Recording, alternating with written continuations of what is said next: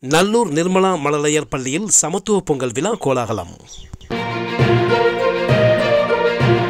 தென்காசி மாவட்டம் ஆலங்குளம் அருகே நல்லூர் நிர்மலா மழலையர் தொடக்கப்பள்ளியில் சமத்துவ பொங்கல் விழா கோலாகலமாக நடைபெற்றது. இவ்விழாவிற்கு பள்ளி தாளாளர் ஆனந்த் தலைமை தாங்கினார். பள்ளி நிர்வாக இயக்குனர் ஓய்வு ஆசிரியை மரியம்மாள் சமத்துவ பொங்கலை தொடங்கி வைத்தார்.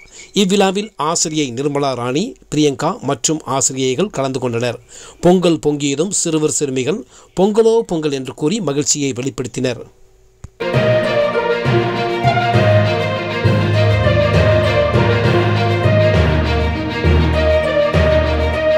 முன்னதாக மாணவ மாணவிகளுக்கு கோலப் போட்டி நடைபெற்றது. இதைத் தொடர்ந்து சிறுவர்களுக்கு சிறுமிகளுக்கு பானை உடைத்தல், பாட்டிலில் தண்ணீர் நிரப்புதல், லக்கி கார்னர் உள்ளிட்ட பல்வேறு பொங்கல் விளையாட்டுப் போட்டிகள் நடைபெற்றது.